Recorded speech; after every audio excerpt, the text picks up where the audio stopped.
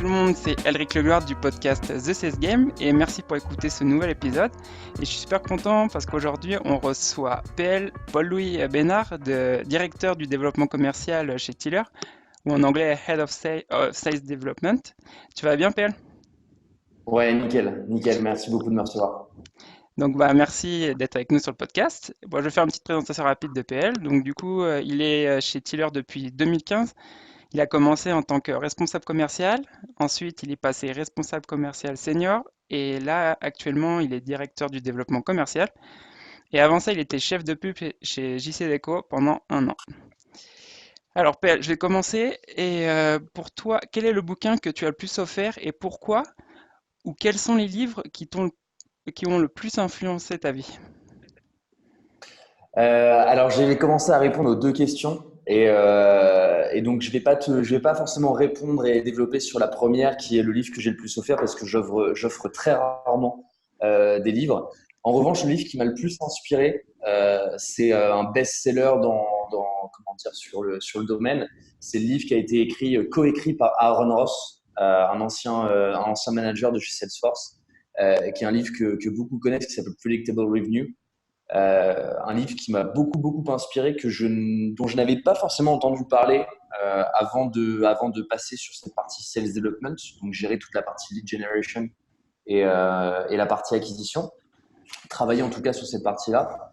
Et c'est un livre qui m'a été conseillé par un de mes collaborateurs ici en interne chez Tiller lorsque j'ai pris ce poste-là. Et clairement une vision qui m'a complètement qui a complètement transformé et modifié ma vision des choses et aujourd'hui que j'ai essayé d'appliquer et que j'essaye toujours d'appliquer et que j'essaierai d'appliquer au maximum en tout cas en interne parce que c'est vraiment quelque chose de très inspirant.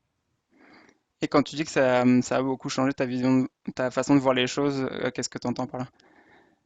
Alors, j'étais pas forcément à fond sur le côté self development. J'étais pas en tout cas forcément, je saurais pas comment te dire, mais porté sur cette partie-là avant de rejoindre cette équipe et de créer cette équipe avec les personnes en interne.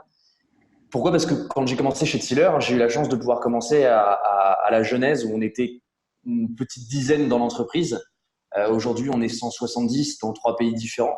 Grosse évolution. Et en fait, l'intérêt d'avoir commencé à cette période-là, c'est que quand tu étais sales, quand tu étais responsable commercial, tu faisais absolument tout. Tu gérais l'intégralité du pipe. À la fois sur la partie qualification, prospection, aujourd'hui le poste occupé par un SDR, mais aussi la partie démo et vente, aujourd'hui comment dire, occupé par le poste de sales exécutive, et aussi la partie formation des clients et suivi des process. Aujourd'hui, des missions qui sont exercées par la partie CSM, Customer Success Management. Donc au final, c'était vraiment intéressant de voir tout ça. Et quand t'es un poste de sales, c'est un peu je dirais la qualité et le défaut premier d'un sales, c'est il est à fond sur toutes les missions qu'on lui donne. Et quand on lui retire des missions, forcément, il le prend au premier abord un petit peu mal. Et moi, ce que j'ai beaucoup apprécié, c'est le fait que, en fait, quand on m'a conseillé ce livre-là, j'y connaissais strictement rien. Et quand j'ai lu, je me suis rendu compte que ouais, c'était que du plus, que du positif, que du bénéfice en tout cas pour Tiller. Pour la petite histoire, aujourd'hui, il y a une entreprise qui s'appelle Zenefits, qui travaille beaucoup sur la partie HR, qui a appliqué le même modèle que Salesforce et qui en un an a recruté plus de 90 SDR sur leur première phase, sur leur deuxième phase plutôt d'accélération commerciale. Et juste, moi, c'est un exemple pour moi. C'est vraiment la méthodologie que j'ai envie d'appliquer et que j'applique au quotidien aujourd'hui chez Tiller. Et c'est ce qui fait qu'on y arrive vraiment, quoi. Et du coup, ouais, tu penses que ça a vraiment impacté les résultats sur votre équipe de vente? Ça a impacté les résultats sur l'équipe de vente de deux manières. À la fois sur le côté management. Pourquoi? Parce que quand tu as un sales qui va faire tout sur le funnel, je dirais expérience client, lorsqu'il y a un problème dans ces missions, tu sais pas vraiment en tant que manager où tu dois aller corriger la faute. Est-ce que c'est sur la partie prospection? Est-ce que c'est sur la partie closing? Est-ce que c'est sur la partie upsell? Tu sais pas vraiment. Et au final, quand tu spécialises chacune de tes équipes, un peu comme le Fordisme, au final, tu appliques vraiment le Fordisme moderne. bah, tu te rends compte que chaque personne va se spécialiser dans ses tâches. Et donc, si tu as besoin aujourd'hui ou demain je dirais, d'insister sur tel ou tel point, si tu as besoin de corriger telle ou telle chose, tu peux plus facilement y aller et plus facilement t'en sortir. Chose Ok. qu'avant, on avait beaucoup de mal à faire et chose qu'aujourd'hui, on est vraiment en mesure de pouvoir appliquer très rapidement. Au final, ça nous solutionne ouais, le travail dans beaucoup de cas. Et justement, quand tu disais qu'avant tu savais pas sur quoi te focaliser, avec à quoi améliorer pour tes vendeurs, là aujourd'hui sur la partie prospection, comment tu fais pour voir ce qu'ils ont à améliorer? Tu enregistres les calls de tes SDR? Alors ouais, forcément, il y a beaucoup d'outils qui nous sont mis à disposition. Je pense à notamment une solution et je vais me faire le bon patriote. Je pense à notamment la société Aircall, qui est une solution absolument géniale, qui est spécialisée dans tout ce qui est cloud téléphonique. J'espère qu'ils n'en voudront pas d'utiliser ce terme-là, mais qui au final aujourd'hui te permet à la fois, oui, forcément, les sales vont te dire oui, mais tu nous obliges à utiliser cette solution pour pouvoir nous écouter. Forcément, il y a forcément un petit peu de surveillance derrière, mais surtout, et c'est la première je dirais des raisons de prendre un tel outil et de faire confiance à une telle entreprise que Aircall, c'est qu'en fait, derrière, tu peux vraiment coacher. Si un jour, que ce soit une bonne ou une mauvaise, un bon ou un mauvais call, en fait, ce call, si tu l'as enregistré, d'un point de vue management et d'un point de vue formation, c'est quelque chose qui a énormément d'impact. Moi, j'ai un de mes SDR qui est absolument extraordinaire dans son discours, à qui aujourd'hui, je n'ai plus rien à apprendre et qui, au contraire, lui, pourrait m'apprendre des choses. Je sais que ces calls, je vais en servir pour faire du flicage sur lui. Mais au contraire, c'est quelque chose qui va me permettre de coacher à la fois lui sur qu'est-ce qu'il pourrait éventuellement modifier dans son discours, si Mhm. modification il y a à apporter, mais aussi pour les autres, que ce soit des nouveaux ou des SDR qui sont un peu en down sur telle ou telle période, sur tel ou tel cycle de leur expérience et de leur aventure ici en interne. Écoute mec, voilà, regarde, Morad, lui, ce qu'il fait, c'est d'appuyer sur telle et telle chose au cours de son call, c'est d'avoir tel et tel, je dirais, d'utiliser tel et tel mot à tel moment de la discussion. Essaye d'appliquer ça. Si oui, tu te rends compte que ça marche, et ben dans ce cas-là, c'est tout bénef. Si ou non, tu te rends compte que ça marche pas forcément, est-ce que toi, de ton côté, il y a des choses que tu pourrais apporter? Est-ce qu'il y a des choses que tu aimerais proposer? Et du coup, justement, c'est quoi un bon call pour toi? Un bon call, c'est un call qui est extrêmement rapide. Pourquoi? Parce que enfin, aujourd'hui, tu as deux types de calls. Nous, Mhm. en interne chez Tiller, sur la partie SDR, on a à la fois la partie SDR inbound et aussi la partie SDR outbound. Ok. Sur la partie inbound, un bon call, ça va être essentiellement la réactivité. Aujourd'hui, on est sur des marchés qui sont de plus en plus concurrentiels. Et ce qui fait avant tout la différence entre nos concurrents et nous, c'est, hormis le prix, Mhm. comment est-ce que l'expérience client, elle va être vécue par le client. L'expérience client, elle commence à un moment. C'est pas au moment où on l'appelle, c'est pas au moment où on va signer. C'est à partir du moment où la personne, du moins en inbound, remplit le formulaire pour avoir des informations sur la solution. Mhm. C'est exactement à ce moment-là que l'expérience client, elle commence. Si l'expérience client, elle est mauvaise parce qu'on n'a pas été assez réactif, qu'on n'a pas appelé la personne dans les 15 minutes, si on n'appelle pas cette personne-là dans les 15 minutes, il y a un de nos concurrents qui va le faire, forcément. Et on a tous envie d'entendre au téléphone, lorsqu'une personne a fait une demande d'information, une demande de devis, quand nous, on appelle pour convertir ce lead en rendez-vous, on a tous le plaisir d'entendre, si on a été suffisamment réactif, oh putain, vous êtes super rapide. Là, vraiment, l'expérience client, on sait que déjà, l'engagement, il est extrêmement bon de notre part. Et Et justement, après, j'ai sur la j'ai partie une petite outbound, question. Vous mettez combien ouais, de temps en dis-moi. moyenne sur les calls en inbound pour appeler la personne? Sur un call en inbound, je te dirais que ça va durer entre 5 et 15 minutes. Ok, Si bien que je pourrais te dire que 5 minutes, c'est trop court et 15 minutes, c'est trop long. ok. Aujourd'hui, un vrai bon call où tu as suffisamment d'informations, où tu as qualifié correctement ton rendez-vous, où tu as personnalisé l'engagement, où tu as donné suffisamment d'informations à la personne en face et que tu as récolté suffisamment d'informations pour lui dire à la fin du call, oui, vous pouvez aller en rendez-vous avec un de mes commerciaux, ou non, malheureusement, on n'est pas adapté à votre solution parce qu'il faut être aussi polytonique persistent, il faut être poli avec les gens, il faut Mhm. savoir leur dire non. Faut pas être systématiquement dans une logique de vendre, mais justement d'accompagner le client, que ce soit vers la solution Tiller ou vers la sortie, entre guillemets. Un bon call doit durer une dizaine de minutes, du moins Ok. sur la partie inbound. Et comment il est structuré, ce call? J'étais donc du coup la première partie qui était bien évidemment la vérification de d'identité de l'interlocuteur, qui est extrêmement importante. On a évidemment la deuxième, c'est vérifier qu'on n'est pas en train de déranger la personne. Ça, toujours faire en sorte que l'expérience client soit la meilleure possible. Et il faut pas arriver, je dirais, au mauvais moment, tomber au mauvais moment. Il y a ensuite dans les étapes une étape qui est assez classique entre guillemets, c'est la prise d'information.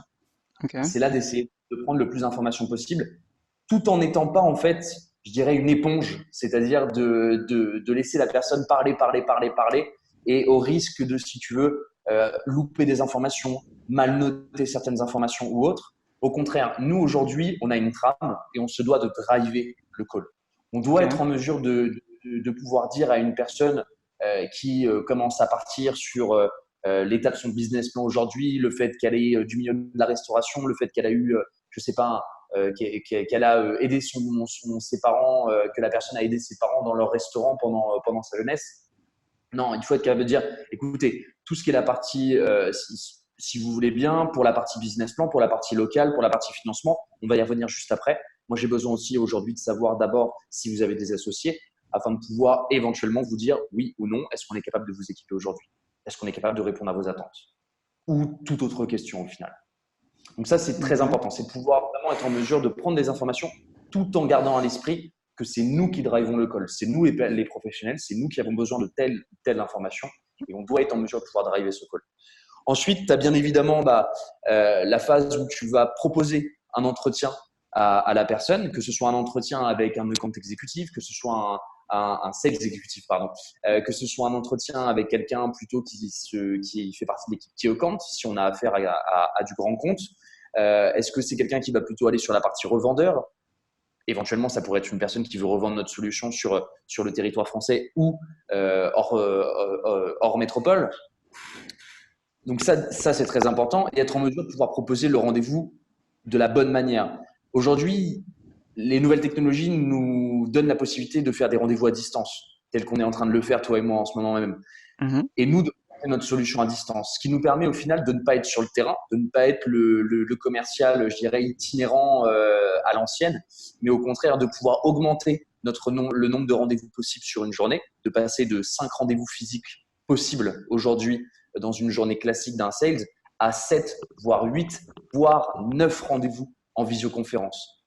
Donc, si aujourd'hui notre close rate est certes peut-être un petit peu moins important sur la partie visio, si tu fais Mhm. plus de visio, nécessairement le nombre de signatures à la fin de ta journée est plus important. Et le nombre de signatures à la fin du mois sur l'ensemble de ton équipe SalesX, forcément, le nombre de signatures est plus important. Donc Et quand tu ça, dis ça 7 à 9 rendez-vous par semaine, c'est par sales exécutif? par jour Par de jour? vente. Hein. Ah, par jour de vente, ok. Ouais, par jour de vente. Aujourd'hui, un sales, notre objectif est qu'il est positionné dans son agenda entre 21 et 25 rendez-vous par semaine. Ok. Avec un close rate qui va tourner aux alentours de 20-25%, on estime qu'en moyenne, tu vas être entre 6 et allez, ouais, entre 6 et 7 signatures par semaine. C'est l'objectif. Ok. Si tu as 25 rendez-vous faits. Après, et ça, j'en viens à ma dernière étape, le souci qu'on rencontre aujourd'hui, et c'est, je dirais, un problème global, que ce soit au niveau, et je pense notamment à Doctolib, et ces thérapeutes qui travaillent sur Doctolib, qui sont référencés pardon, sur Doctolib et qui rencontrent ce problème, c'est le no-show. On a un véritable problème aujourd'hui, et c'est aussi dû aux nouvelles technologies, la facilité, Mhm. je dirais le côté un peu impersonnel au final de la visio, c'est qu'en fait, on a de plus en plus de no-shows. Les gens ne répondent pas nécessairement Ok. et ils se rendent pas forcément compte qu'au final, nous, ça peut nous mettre un petit peu ça peut nous mettre dans des situations délicates. Quand j'ai un de mes commerciaux qui a 25 rendez-vous planifiés sur sa semaine, qui se dit, OK, c'est bon, j'ai un objectif de semaine, mes KPI, je vais pouvoir effectivement, au niveau de mon achievement, arriver à mes objectifs. Non, en fait, non. S'il a un taux de no-show qui est de 50, 60, voire même certaines semaines 70%, Wow. bah en fait, les 25 rendez-vous qui sont planifiés dans sa Ok. semaine, il va en vérité en faire que 9. Et quand il en fait que 9 et que son close rate est à 20-25%, bah, en fait, il a signé 1 à 2 clients sur la semaine. Ok, et du coup, tu fais comment pour améliorer ce taux de no-show? C'est Alors, pour améliorer ce taux de no-show, tu as plusieurs solutions. Des solutions toutes simples. Le mhm, fait d'envoyer un SMS de confirmation après le rendez-vous, après la prise de rendez-vous, ça, c'est quelque chose de très simple aujourd'hui. Et nous, on le ok. fait. On essaye d'automatiser ça, notamment avec les solutions Aircall ou Ringover. On ne sait pas encore d'ailleurs laquelle choisir. C'est un peu le dilemme en ce moment, qui sont deux super entreprises avec qui je conseille à quiconque de travailler. Euh, donc forcément, on essaie d'automatiser ça. Il y a donc cet envoi de SMS, à la fois le SMS de confirmation, comme je te le disais à l'instant, qui est un SMS qu'on envoie juste après la prise de rendez-vous, Ok. quand c'est encore chaud dans l'esprit du prospect. Mais tu as aussi le SMS de rappel. Le SMS de rappel, il est vraiment intéressant. Pourquoi? Parce que depuis qu'on l'envoie, ça doit faire à peu près 2 mois, on a gardé exactement le même taux d'annulation qu'avant. Le taux d'annulation, lui, regroupe à la fois le taux de no-show, mais aussi le taux de meetings qui sont annulés par le Ok. client. Le client va nous dire, bah non, finalement, je peux pas être disponible. Par contre, ce dont on s'est rendu compte, c'est que le nombre de no-show, lui, avait été divisé par 3. Pourquoi? Parce qu'en fait, le SMS de rappel la veille, il encourage le prospect à nous répondre par mhm, SMS et à directement reprogrammer un rendez-vous. Donc au final, on est hyper gagnant dans l'histoire. On n'a pas nécessairement moins d'annulations. Par contre, le taux de no-show, ce qui est l'annulation la plus frustrante aujourd'hui, que ce soit pour le SDR qui est en amont du rendez-vous ou le sales qui est en charge du rendez-vous, c'est la raison de non-meeting, de no-meeting qui est la plus frustrante. Et au final, on a réussi en l'espace de 2 mois à diviser ce nombre de no-show par 3. Donc ça, c'est vraiment un super outil qu'on a mis en place, qui est simple. On parle d'un SMS. C'est un SMS. Aujourd'hui, le mail, malheureusement, n'est pas suffisamment lu par nos prospects. Le SMS, ok. systématiquement, il va être lu. Systématiquement. Et les personnes on les encourage en fait à replanifier des rendez-vous et donc à être le plus professionnel possible. Ça, c'est un vrai plus. Et justement, dans le message que vous leur envoyez par SMS, c'est vous envoyez un truc spécifique ou c'est tu peux nous expliquer? Ouais, alors il y a rien de sorcier. Le SMS, il est simple, il est parlant, simple, et en même temps hyper différent de ce que tu peux recevoir d'habitude. Tu vois, j'ai l'habitude de passer des commandes moi personnellement via par exemple Amazon. Mhm, Amazon travaille avec notamment Chronopost. Chronopost envoie un message tout simple en te disant voilà, votre colis sera livré entre telle heure et telle heure. Pas de bonjour, rien. Les gens, ils ont besoin de simplicité. Ils ont besoin aussi je dirais, un petit peu ouais, je vais pas employer le terme fougue, mais d'être en face d'un interlocuteur qui sort un petit peu du lot. Donc nous, ça va passer par des petits smileys, ça va passer par un petit signé Latin Tiller à la fin avec un petit cœur. D'essayer au final de customiser au maximum l'expérience ouais. client. Le prospect, il se dise, waouh, effectivement, là j'ai une entreprise qui personnalise le message, qui sort un peu du lot, qui a un produit qui est complètement différent et ouais, qui casse un peu les codes au final. Et Ouais, nous, il on a veut pas vraiment. l'impression de parler avec une grosse boîte, quoi. Exactement, exactement. Il faut qu'ils comprennent que nous, aujourd'hui, qu'on soit 10 dans l'entreprise, qu'on soit 150 aujourd'hui ou 10 il y a 4 ans, qu'on ait 50 clients il y a 4 ans ou 7000 aujourd'hui, on a le même message. Qu'aujourd'hui, on est proche de nos clients et que quoi qu'il arrive, bah ouais, la famille Tiller, ça s'étend à tout le monde au final.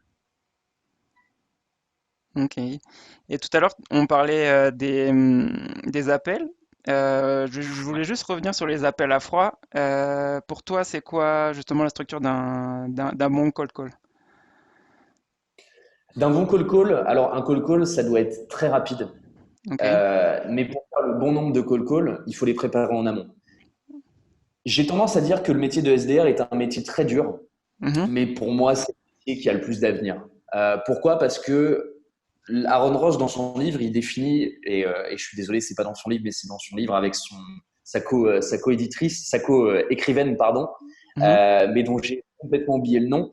Aaron Ross, il explique quelque chose de très simple. Aujourd'hui, tu as le SDR qui est un qualifier.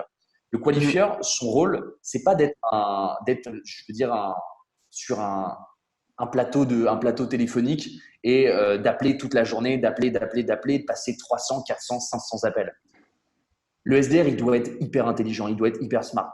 D'une, il doit être au courant de tout ce qui se passe dans l'entreprise. Il doit être le Ok. premier au courant des nouvelles features. Il doit être le premier au courant de telle ou telle intégration avec tel ou tel partenaire. Pourquoi? Parce que c'est le premier engagement envers nos prospects, que ce soit des prospects chauds ou des prospects froids. Mhm. Euh, Derrière, le SDR, il doit qualifier, préqualifier ces appels. C'est-à-dire de définir que aujourd'hui, je ne vais pas passer comme je dirais le téléprospecteur 300 appels, mais par contre, je vais en passer une trentaine. Et sur les 30, je vais avoir un nombre de réponses qui va être à peu près de 50%, donc 15 réponses. Sur les 15 réponses, je vais avoir un close rate qui va être de 33%, un tiers. Je vais en closer Ok. sur les 15 gérants que je vais avoir au téléphone, je vais en prendre 5 en rendez-vous. Pourquoi? Parce que j'appelle pas en fait en récitant un banal discours. Ok. J'appelle en connaissant son nom. J'appelle en sachant d'où il vient. J'appelle en sachant avec quelle solution il est équipé aujourd'hui. J'appelle en personnalisant un discours. Où au final, la personne au téléphone, elle va pas avoir l'impression d'être une fois de plus, comme les 24 appels précédents de Mhm. la journée, être juste un portefeuille dont on a envie de faire l'acquisition. Non, Ok. cette personne, elle doit se rendre compte à ce moment-là que on a pris le temps d'essayer d'avoir des informations sur elle, on a pris le temps de s'intéresser à ce qu'elle elle fait dans son business, on a pris le temps de s'intéresser à son activité, et que si on l'appelle aujourd'hui, c'est parce qu'on sait qu'il y a un réel intérêt à ce que cette personne elle découvre notre solution, et qu'à terme, c'est le but aussi de cet appel, qu'elle rejoigne cette aventure et qu'elle rejoigne Tila. Ok. Tu disais qu'ils font 30 appels par jour et que tu as 15 personnes qui décrochent sur ces 30 appels. Comment tu Mhm. fais pour avoir un taux aussi élevé? Alors, la préqualification, nécessairement, ça passe Ok. par les préqualifications. C'est qu'aujourd'hui, on a la chance d'être une génération qui vit avec un outil et qui travaille avec un outil qui est Internet. Et Ok. Internet, c'est une base de données immense. Je veux dire, on sait absolument tout avec Internet. Avec Internet, je vais prendre notre cas particulier. On travaille avec des restaurants. Quand tu vas Mhm. sur Google, tu sais que le restaurant est ouvert à telle ou telle heure. Tu sais que le gérant s'appelle Thierry parce que tu es allé voir sur le fooding, il a un article. Le fooding est une base de données qui référence, qui met en avant les meilleurs restaurants aujourd'hui selon eux, bien évidemment. Donc, tu as pu avoir un petit article sur lui. Tu sais que Thierry, il vient du milieu de la restauration. Tu sais qu'il a eu un restaurant avant. Tu sais que c'est un mec qui, à l'origine, est de telle ou telle région. Tu sais comment les approcher. Tu sais comment tu vas pouvoir je dirais, attirer leur attention et à terme, ouais, susciter leur intérêt au final. Et qu'ils se disent, OK, j'ai un mec en face de moi qui s'est suffisamment intéressé à moi, qui a l'air d'avoir un produit qui est adapté à mon business aujourd'hui, à mon activité. Je vais prendre le temps de l'écouter. Je vais prendre rendez-vous avec lui. Et au final, le taux de réponse, il est un peu, ouais, il est un peu aléatoire. Tu sais jamais vraiment combien de personnes vont te répondre. Tu sais pas si la personne elle est en train de pisser. Je te dis ça Mhm. vulgairement. Tu sais pas vraiment si la personne va être en train va être en mesure de pouvoir te répondre. Ce que tu sais par contre, c'est que le nombre de personnes que tu vas avoir au téléphone, il y a forcément un close rate à la fin qui va être Mhm. hyper intéressant. Si tu as ce genre de discours et si tu as, ce genre d'approche. Et ce qui au final aujourd'hui fait que nos SDR, qui ne sont pas des simples téléprospecteurs, pardon, mais qui sont Mhm. de véritables SDR, bah, on les garde aussi longtemps. Un téléprospecteur à qui tu fais passer 500 appels par jour, en l'espace de 3 mois, il t'a claqué dans les doigts. Et c'est normal. On est des humains, on est tous des êtres humains. On a besoin de varier nos tâches. Par contre, un SDR pour qui tu vas te battre au quotidien pour simplifier son travail, parce qu'on est tous des fainéants, on est tous des fainéants au final. Ce dont on a tous envie, c'est de simplifier nos tâches et tout ce qui nous emmerde, c'est de l'automatiser. Et de faire en sorte de dire à un SDR, je t'ai trouvé un super outil pour le call, je suis capable de t'apporter une base de données sur laquelle tu vas pouvoir travailler. Au final, si ton SDR, tu lui dis, bah écoute, tu as plus 500 appels à passer par jour, mais par contre, tu peux en appeler qu'une trentaine, tu peux en passer qu'une trentaine et prendre le même nombre de rendez-vous. Forcément, c'est un SDR qui se plaît dans ce métier-là et c'est un SDR qui a envie de performer toujours plus. Ok. Et justement, l'appel qui passe, donc du coup, tu me disais que tu le personnalisais à fond, l'appel du coup, donc tu as l'impression, enfin, que tu vas pas le faire les 30 appels qu'ils vont faire, ça va être 30 appels différents. Et Mhm. c'est quoi ta proposition de valeur justement quand tu leur parles? Au niveau des prospects, c'est ça les personnes que tu appelles, tu me Ouais. disais? La proposition de valeur, elle est simple. Aujourd'hui, j'espère que je vais pas trop aller sur moi, le produit que je développe, en tout cas que j'essaie de commercialiser en interne chez Tiller. Aujourd'hui, il faut d'abord, avant toute chose, avant d'être juste je dirais, en phase d'appel avec la simple idée de vendre un produit, il faut s'intéresser à la personne. Est-ce que la personne, elle a vraiment besoin de rentrer dans un process? Pour prendre un rendez-vous avec un mec qui n'a pas d'intérêt pour cette solution, ça n'a aucun sens. Pourquoi? Parce que tu as des chances que le mec ne vienne jamais au rendez-vous. Tu as des chances que le sales soit hyper frustré derrière parce qu'on lui a envoyé 6 rendez-vous et fait un lead qui n'est absolument pas qualifié pour lui. Tu as des frustrations parce que si jamais le mec derrière, il finit par signer, mais qu'au final, il se rend compte que la solution n'est pas forcément adaptée, tu as du churn. Donc au Mhm. final, c'est énormément de frustration. Si à l'inverse, on se dit qu'on est customer-centric, qu'on est tourné essentiellement vers nos clients et essentiellement vers nos prospects, qu'on se dit, OK, ce mec-là, si je l'appelle, c'est qu'il y a un véritable intérêt. Dans ce cas-là, oui, tu vas pouvoir lui sortir un discours. Tu vas pouvoir, au début, s'intéresser d'abord à comment il travaille aujourd'hui, quelle organisation il a, et ensuite, en fonction de ses réponses, insister sur tel ou tel axe. Aujourd'hui, chez Tiller, on a 3 propositions de valeur essentielles. On a la partie opérationnelle, donc la partie, je dirais que lui va utiliser au quotidien dans son établissement. On a la partie analysis, où lui va pouvoir, je dirais, en aval de son service et autres, se dire bon bah ok, ça j'ai réussi telle ou telle chose durant mon service, j'ai tel ou tel employé qui est vraiment bon sur cette partie-là. Comment je vais pouvoir au final développer mon activité et insister sur telle ou telle partie de mon business avec la solution Tiller. Et ensuite, c'est la partie intégration. C'est notre troisième axe et c'est l'axe qu'on va de plus en plus développer au final ici chez Tiller. Pourquoi? Parce que on a envie, et c'est l'intérêt de Tiller, c'est d'être l'outil unique qui va répondre à tous les besoins du restaurateur. Un restaurateur, comme n'importe quel client aujourd'hui, comme je te le disais tout à l'heure, ça reste un fainéant. Il a besoin de tout automatiser et de tout avoir centralisé. Je vois des restaurants aujourd'hui avec tous les métiers de la restauration qui se développent, tout l'aspect digital qui se développe. Tu as des restaurateurs qui encore ont 5-6 tablettes derrière leur point de caisse. Pourquoi? Parce qu'ils ont la caisse enregistreuse, parce qu'ils ont leur tablette Deliveroo, ils ont leur tablette Uber Eats, ils ont pardon, la tablette qui leur sert pour envoyer les commandes en cuisine. Tiller, c'est l'outil global. On centralise absolument tout. Elle est là la proposition de valeur. C'est qu'aujourd'hui, que ce soit sur la partie opérationnelle, sur la partie analysis, sur la partie intégration, on accompagne le restaurateur de A à Z. Et on accompagne bientôt le commerçant de A à Z, que ce soit un restaurateur ou non. Ok. Et justement, c'est quoi votre cadence sur les restaurateurs? On va prendre l'exemple d'un nouveau prospect que vous voulez attaquer. Le premier jour, c'est quoi? C'est un appel. Le deuxième jour, vous envoyez un email. Tu peux m'expliquer comment vous faites? Alors, il y a plusieurs types de prospection. Aujourd'hui, le marché est tellement différent de ville en ville, de restaurant en restaurant, qu'on ne peut pas vraiment se dire j'envoie un mail à tout le monde, j'appelle tout le monde et je vais serrer la main à tout le monde. Ok. En fonction des restaurateurs, on a vraiment une approche différente. Par exemple, on a LinkedIn qui, à mon sens, est au-delà, je dirais, sans parler d'Internet dans sa globalité, LinkedIn qui est la base de données la plus riche qui existe au monde. Pourquoi? Parce que tu as tout intérêt à mettre tout le temps à jour ton fil d'actu.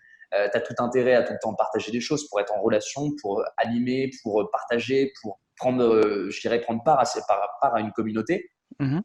Au final, tu vas t'adresser à une certaine partie une certaine classe de personnes.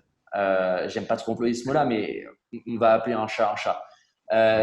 Tu t'adresses à une certaine classe de personnes. Pourquoi? Parce que tu as des mecs qui sont sur LinkedIn, des directeurs d'exploitation, des managers, des mecs qui ont ouvert 40 restaurants en 5 ans, des mecs qui sortent d'école de commerce. En revanche, voilà, j'allais finir là-dessus. Ces mecs-là, tu vas travailler je dirais davantage sur du mailing avec eux. Par contre, tu as d'autres mecs qui, eux, sont des gens qui sont tout le temps sur leur téléphone, qui sont hyper connectés. Ça rejoint un petit peu ces gens qui sont sur LinkedIn, mais avec qui tu vas travailler davantage sur de l'AdWords, par exemple, ou tu vas travailler davantage sur du SEO, du SEA. Ces gens-là, tu vas vraiment optimiser toi, ton référencement et optimiser tout ce qui va être pub sur les réseaux sociaux pour aller les chercher. Et après, on a aussi un autre type de prospection qu'on essaye de lancer de plus en plus qui s'appelle le street, qu'on a appelé Mhm. vulgairement ici le street, qui nous permet d'aller chercher des restaurateurs ou des commerçants qui, eux, ne sont pas du tout liés à tout ce que je viens de t'expliquer. Pourquoi? Parce que c'est des mecs, généralement des vieux de la vieille, qui sont ouais, des restaurateurs dans l'âme, qui sont là depuis 40 ans dans le métier, qui n'ont pas l'habitude d'avoir affaire à des solutions innovantes, des petites startups ou autres. Mhm. Nous, ces gens-là, il faut qu'on aille les chercher quand même parce qu'ils sont aujourd'hui en grand nombre dans la restauration. Donc eux, on va les chercher en province, on va les chercher en porte-à-porte, on va les voir directement parce que eux, pour eux, entre guillemets, rien ne vaut une bonne poignée de main. Et ça, c'est vraiment intéressant aussi. C'est de développer différents axes. Et au final, on se rend compte qu'aujourd'hui, quand on va en province, dans une ville, je pense notamment à Morad que je citais tout à l'heure, qui est l'un de mes meilleurs SDR aujourd'hui. Lui, par exemple, quand il va sur Marseille pendant 2 jours, bah, il va prendre des rendez-vous avec des mecs qu'il n'a jamais réussi à avoir au téléphone. Et là, on se rend compte que ta proposition de valeur, notamment lorsque tu es SDR, si tu arrives vraiment à gérer ces différents axes, tu as tout gagné. Ok. Et du coup, justement, j'imagine que c'est votre ce segment-là, c'est votre segment le plus dur à convertir?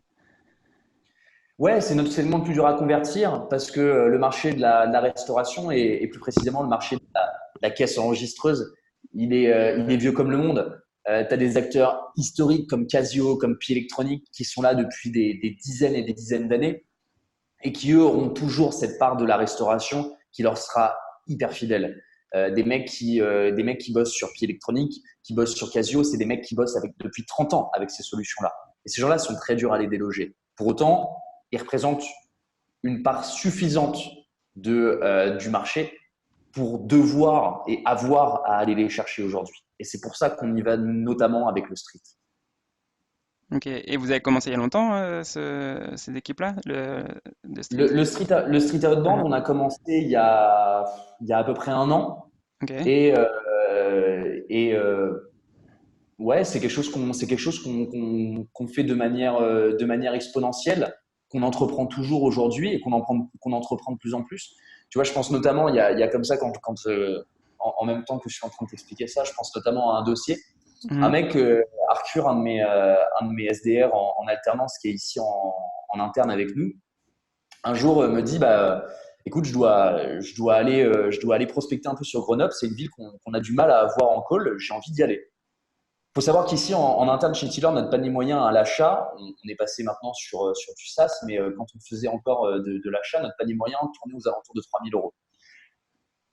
Et quand Arthur va à Grenoble, il me dit, à un moment en m'appelant dans la journée, il me dit putain, PL, il y a un mec là que je viens de prendre en rendez-vous, je sais pas trop ce que ça va donner, mais étant donné que Pierre-Henri va normalement sur Grenoble dans 2 semaines, il était chaud pour nous voir. Ce mec-là, on n'aurait jamais réussi à l'avoir. Et en fait, quand il est passé en rendez-vous avec Pierre-Henri, en fait, il a signé avec nous pour 35 000 euros. Wow. Donc, on a fait x10 sur notre panier moyen, nous, en interne, avec un mec qu'on n'aurait jamais pu avoir comment dire, en call ou en mailing, qui n'aurait jamais eu, je dirais, l'idée d'aller cliquer sur une de nos pubs. Mais par contre, en payant un billet de train aller-retour à 150 balles pour un SDA ultra motivé, bah, on revient avec un contrat à 35K, tu vois. Et là, en fait, la différence, elle est véritable. Et c'est là qu'on sent que le métier de SDR, il a énormément de possibilités et qu'on peut faire vraiment de très, très belles choses d'un point de vue business. Et justement, en continuant sur les SDR, pour toi, c'est quoi un bon SDR? Un bon SDR, c'est un mec qui est hyper rigoureux, Ok. qui a la niaque. Parce que le métier de SDR est un métier qui aujourd'hui est encore trop ingrat. Et c'est mon rôle de faire en sorte que ce métier soit de plus en plus attractif et bandant. On va se dire les choses. Le métier de SDR, il se doit d'être bandant. Il se doit d'être bandant. Pourquoi? Parce que c'est des mecs qui doivent avoir la niaque tout le temps et tu dois être en mesure de pouvoir récompenser à la juste valeur de son travail un mec qui va sur le terrain, un mec qui passe des calls, un mec qui s'arrache pour filer des opportunités à quelqu'un d'autre. Le SDR et le vrai SDR, celui qui réussit aujourd'hui, c'est celui qui a fait le choix de ne pas aller je dirais, jusqu'à l'étape la plus excitante de la vente. C'est le moment du closing. Un bon SDR, c'est quelqu'un d'hyper rigoureux, c'est quelqu'un qui va aller droit au but, c'est quelqu'un qui est hyper motivé par son produit, qui sait que son produit va apporter de super belles choses au prospect quand il passera du côté client.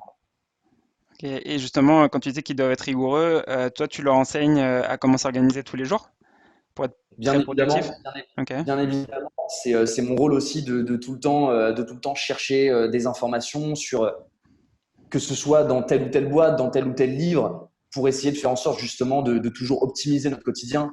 Un SDR, ça ne doit pas être quelqu'un qui arrive le matin à 9h30, qui passe, comme je te disais tout à l'heure, 500 calls et puis qui repart à Mhm. 19h avec 50. C'est quelqu'un qui doit faire marcher sa matière grise. Un SDR, c'est pas un téléprospecteur. C'est pas quelqu'un qui passe 500 appels par jour. C'est au contraire quelqu'un qui doit faire marcher sa matière grise. Comme je te disais, c'est quelqu'un qui doit être hyper smart, qui doit savoir que tel ou tel mec, on peut l'appeler à tel ou tel moment, qui doit savoir que telle ou telle feature, elle arrive à tel ou tel moment, qui doit savoir que tel mec, il a dit non au rendez-vous parce qu'on n'avait pas telle intégration et que maintenant qu'on l'a, on peut l'appeler et on peut le convertir. Ça passe par de la préqualification, comme je te disais. Ça passe par du sourcing également, parce qu'on doit aujourd'hui être en mesure de pouvoir se préparer des listes préqualifiées. Euh, j'ai un sprint de call de 10h30 à 11h30 parce que je sais que c'est à tel moment que nos prospects vont le plus être en mesure de pouvoir répondre. Et ben, la veille à 17h, quand il n'y a personne dans les établissements, et ben, je vais sourcer. Je vais me préparer une liste avec une quinzaine de mecs dont je sais que la solution va leur plaire. Et ben, ces mecs-là, je vais les sourcer et le lendemain matin, je suis au taquet à 10h30 pour pouvoir les appeler. Et je sais que ces mecs-là, je vais en convertir la moitié. Et c'est là que c'est vraiment intéressant. Ok. Et justement, tu disais donc de 10h30 à 11h30, vous avez une heure de prospection, enfin d'appel, et le reste de la journée, il est organisé comment? Elle est organisée Alors comment, pardon? aujourd'hui, nous, on a comment dire, 3 périodes de call par jour, en tout cas Ok. par jour de call. Toutes les journées ne sont pas destinées au call. On a une journée notamment qui est destinée à la prospection terrain. On a également des journées et à terme, pas des journées, pardon, des 2 matinées dans la semaine, à savoir le mardi matin et le jeudi matin, qui sont destinées sur une plage horaire de 1h30 à faire des shadows avec les sales exécutives essentiellement, et c'est ce que je préconise, c'est de faire du shadow sur des rendez-vous que le SDR a pris, à savoir aussi demain de pouvoir dire j'ai fait un shadow avec ce sales, ok, je me rends compte que j'ai dit telle ou telle chose pendant la prise de rendez-vous, ça a eu un vrai impact sur le closing, il faut que je reproduise ça. Et là, c'est vraiment intéressant de voir la collaboration que le SDR et le sales exécutif peuvent avoir ensemble. Après, tu vas avoir bien évidemment plusieurs phases de call, étant donné que tu as plusieurs phases de sourcing, donc qui vont être, nous, en fonction, et ça, il faut vraiment analyser ton marché et aller à la rencontre des prospects pour connaître aussi leur quotidien. Ça va être entre 10h30 et 11h30, au moment où les restaurateurs commencent à arriver dans leur établissement pour justement, où les commerçants vont arriver dans leur établissement pour justement pouvoir préparer leur salle, pour pouvoir préparer leur service. Tu vas avoir après une deuxième phase de call qui va être de 14h30 à 15h30, qui, elle, fait suite au service du midi. Et ensuite, tu vas avoir une troisième et dernière phase de call qui est généralement un petit peu moins évidente parce que on ne sait pas, enfin, ouais, c'est un peu trop bancal au final aujourd'hui, qui est de 17h30 à 18h30 et qui peut même pousser jusqu'à 19h, qui est avant le service. Mais généralement, aujourd'hui, on le voit, et notamment sur Paris, mais aussi en province, tu as énormément de commerçants, et notamment sur les métiers CHR, donc café, hôtel, restaurant, qui ne sont plus uniquement sur de la restauration, mais qui aussi vont ouvrir leur terrasse, notamment pour faire des after-work ou autres. Et donc, ces gens-là, ils sont déjà en service. Et là, c'est un petit peu plus compliqué, nous, en tout cas, en interne sur notre marché, pour cette phase de call. Mais sinon, après, c'est vraiment du sourcing, du call, du sourcing, du call, du street, du mailing et du pipe. Voilà, il faut vraiment avoir son pipe toujours avec soi et l'entretenir. C'est hyper important. Ok. Et bah là, on va arriver sur la fin de l'entretien. Du coup, Yes. j'ai encore d'autres questions. La première, c'est si tu as un conseil à donner à une personne qui commence dans la prospection, qu'est-ce que ça serait? de se mettre aucune pression. Le, Ok. le principal défaut aujourd'hui d'un SDR quand il n'y arrive pas, c'est de se mettre trop la pression. C'est de se dire, oh là là, j'arrive pas à prendre de rendez-vous, oh là là, j'ai eu un mauvais discours. Non, au contraire, il faut vraiment être le plus détendu possible. Les gens le sentent au téléphone. Si on est stressé, si on est mal assis sur sa chaise, si on n'a pas la niaque suffisante pour aller chercher le rendez-vous, malheureusement, ça se ressent au téléphone et tu peux pas être performant dans ce genre de situation. Donc, il faut vraiment se mettre aucune pression tout en étant le plus responsable possible, entre guillemets. Aujourd'hui, nous, nos SDR, ils sont à l'origine de l'expérience client. L'engagement qu'ils ont avec les prospects, il doit être impeccable. Ça doit être le meilleur engagement possible. Donc forcément, tu dois être responsable dans ton discours, être focus sur ce que tu vas dire, mais surtout ne se mettre aucune pression. C'est vraiment hyper important. Et tu fais comment pour justement qu'ils ne se mettent pas de pression quand ils commencent? Alors, pour pas se mettre de pression, généralement, je fais un petit exercice qui est assez marrant. Quand on fait du coaching, je leur donne un petit papier avec un numéro de téléphone. Je leur dis, tiens, j'ai un restaurateur qui, je pense, pourrait être intéressé par la solution. Appelle-le, ça va être plus simple. Et en fait, ce que je leur dis pas, c'est que c'est mon numéro de téléphone. Et à ce moment-là, je m'extire, je vais dans une salle et ils m'appellent. Et là, je leur fais les pires crasses, les pires crasses, le pire prospect au monde. Celui qui va dire ouais, ouais, je suis intéressé, ah ouais, ouais, ça peut être bien, ouais. Et qui va leur poser toutes les questions les plus cons possibles. Et à la fin, en fait, quand lui, il s'est suffisamment démené parce que c'est son premier call, donc il a tout intérêt à se démener pour faire ses preuves, et que j'arrive vers lui et que je lui annonce en fait que c'était moi, là, en fait, je sais qu'il s'est détendu. Je sais que le prochain call, quand il va avoir un restaurateur qui va être beaucoup plus souple dans la majorité des cas que ce que j'ai été, là, c'est bon. Je sais que le SDR, il est beaucoup moins stressé et qu'il est beaucoup plus lui-même. Ah ouais, bah, c'est une bonne idée justement pour commencer, ouais. Ouais, Je l'ai. il faut qu'il se détende. Ok. Et donc, bah, pour terminer, il y a un petit défi qu'on va proposer aux gens qui nous écoutent. Donc, en gros, c'est un défi, changement, action pratique que les gens peuvent commencer à faire dès aujourd'hui. Qu'est-ce que ça serait pour qu'ils puissent s'améliorer dans la prospection ou Un petit exercice pratique qu'il devrait faire oui, dès aujourd'hui. dès aujourd'hui. Alors, il y a plusieurs exercices qu'ils peuvent faire. Moi, il y a un exercice d'élocution que j'aime bien, Ok. qui est un exercice où j'oblige, en fait, parce que comment dire, la prospection par téléphone, elle est très compliquée. Pourquoi? Parce que on ne sait jamais si la personne nous entend bien, on ne sait jamais si, comment dire, la connexion est bonne ou autre. Il faut en fait, moi c'est un exercice que j'aime bien faire, c'est parler le plus proche du micro possible et obliger la personne à articuler au maximum. Et en fait, tu te rends compte que la personne, du coup, elle fait ça un petit peu avec amusement et que quand elle passe à son second call, un peu comme l'exercice que je viens de te décrire, bah, elle le prend beaucoup moins, ouais, pas beaucoup plus à la rigolade, mais elle le prend avec beaucoup moins de stress au final. Et ça, c'est un bon exercice au niveau de l'élocution. Après, au niveau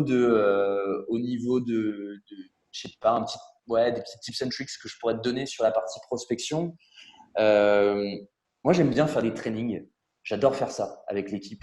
J'aime bien qu'on se retrouve avec tous les SDR, qu'on soit entre nous et qu'on fasse, qu'on essaye de faire le prospect le plus, je dirais le plus à l'opposé en fait de ce qu'on aimerait avoir en tant que prospect. Un peu comme ce que je viens et aussi de t'expliquer.